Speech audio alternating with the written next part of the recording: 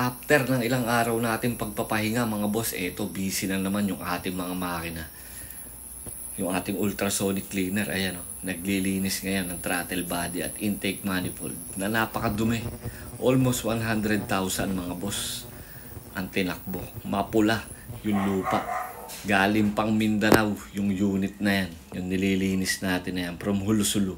Ito M3, nagpapa-maintenance lang. Ito yung Bit FI na galing pa ng Hulusulu, mga bossing, napakalayo. Ayan o, kulay pula talaga yung lupa. Almost 100,000.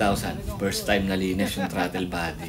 Sinadya ni boss na sa atin yan ipalinis. May Aerox pa dyan at Honda Click version 3.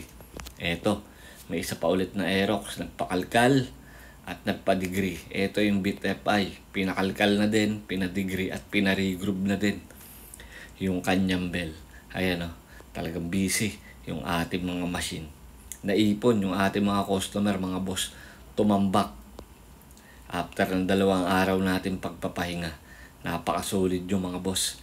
Maraming salamat. Itong Honda Click version 3 from Mindoro naman ito. Puro dayo. Kababayan ko yan. Puro dayo yung ating mga customer. Napaka-solid. Sinadya pa talaga tayo dito. Maipagawa lang yung kanilang mga motor. At ito, Honda Giorno. Pinulset na natin yung CVT. 650 kilometers pa lang to be exact. Yung odometer nito mga boss, napaka-solid. Pinagkatiwalaan tayo. Pinarimap pa sa atin yung unit niya na Honda Giorno. Bagong-bago mga boss. 650 kilometers pa lang ang tinatakbo.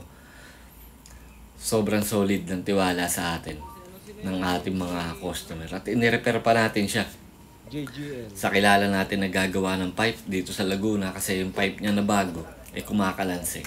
May Aerox pa dito kaming ginagawa na panggilid din. Pakita ko lang sa inyo yung Honda Giorno, yung laro ng panggilid. After nating kalkalin, digrihan, regroovan yung bell, palitan ng center, clutch, bola, as in full set. Ayan, ganyan siya katiining mga boss. Napaka-solid. Maraming salamat po sa inyo. No?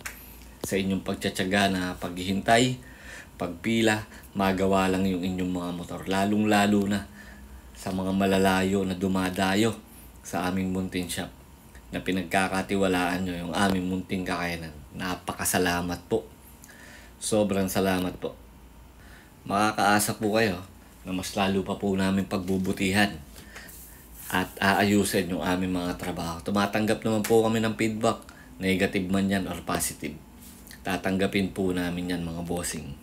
Sa kadahilan ng wala namang pong perfectong mekaniko. No? Sa lahat po ng mga gusto magpagawa, punta lang po kayo sa aming munting shop. Nandyan po sa aking page yung ating complete address. Ride safe po and God bless sa inyong lahat. Maraming salamat po.